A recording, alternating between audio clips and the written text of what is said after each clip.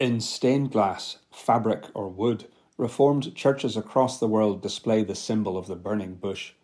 It is a symbol that speaks of God's abiding presence with us, even when the world is on fire. In 1572 in France, thousands of Huguenot Protestants perished during the St. Bartholomew's Day massacre, as a wave of mob violence spread across France. Protestantism, embroiled in the sectarian and bloody power struggle of the French aristocracy for control of the throne, never recovered. It was the end of one of the worst of Europe's religious wars. 11 years later, a small number of Huguenot leaders in the now illegal Reformed Church of France met in the town of Vitré. During this meeting, they made the decision to incorporate the burning bush into the French Reformed Church's official seal, a mark of the authenticity and authority of those rulings to the scattered French congregations. At the centre was the burning bush depicted in Exodus 3. In the midst of the bush, the name of God was engraved in Hebrew letters. In a circular pattern around the bush appeared the phrase, Flagror non consumor, I burn, but am not consumed. For Reformed leaders, the bush had become a symbol of the suffering of the Church in this age, the abiding and preserving presence of God in the midst of the Church, and the self-revelation of God in Jesus.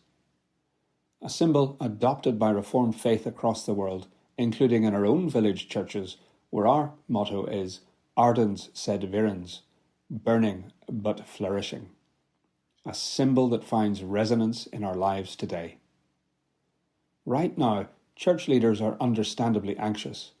Denominations are discussing how to cope with the impact of the ongoing pandemic. Many congregations have seen their finances plummet. Many church organisations worry if they will ever open again. Many Christians wonder when they can join together safely in worship, deeply missing the fellowship of others. Parents want to be faithful in their baptismal vows of bringing all our children up in the knowledge and love of Christ. It would be easy to retreat from the challenge, like Moses to try and find a quiet part of the world to settle down and keep out of things. Except that God has an uncomfortable habit of showing up where we least expect, in a burning bush, in a manger, or on a rough wooden cross. God turns up. That is one of the simplest summaries of the Bible. God turns up, always. The distress of the Israelites is heard by God, but Moses had to run away in fear, the violence of his own murderous actions doing nothing to save his people. God turned up.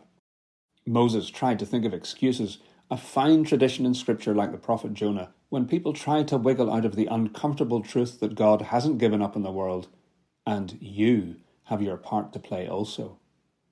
Some have even downright opposed the call, like Peter, yet God's grace breaks through even our stubbornness.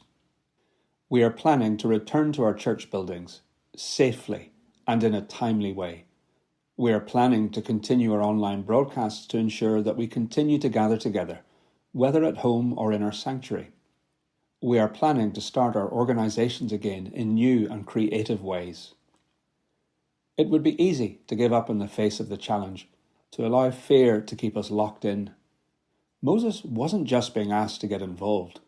Moses was being asked to imagine a whole new way of living.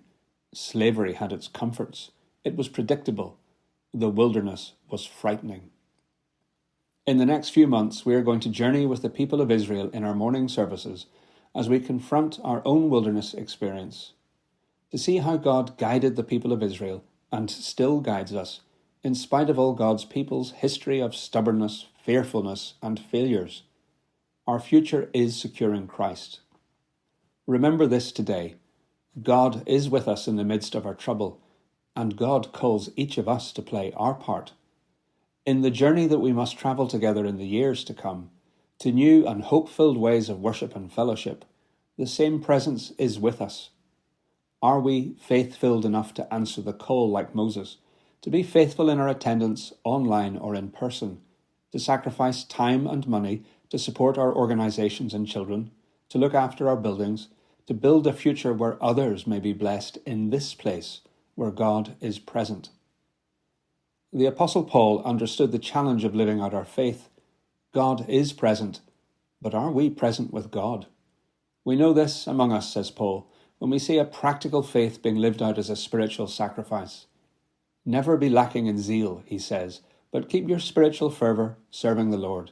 Be joyful in hope, patient in affliction, faithful in prayer. Share with the Lord's people who are in need. Practice hospitality, for then the evils of our time will be overcome by good. We are not consumed, though the world may feel like it is being turned on its head. God's love shown to us in Jesus will sustain us all in the changes to come.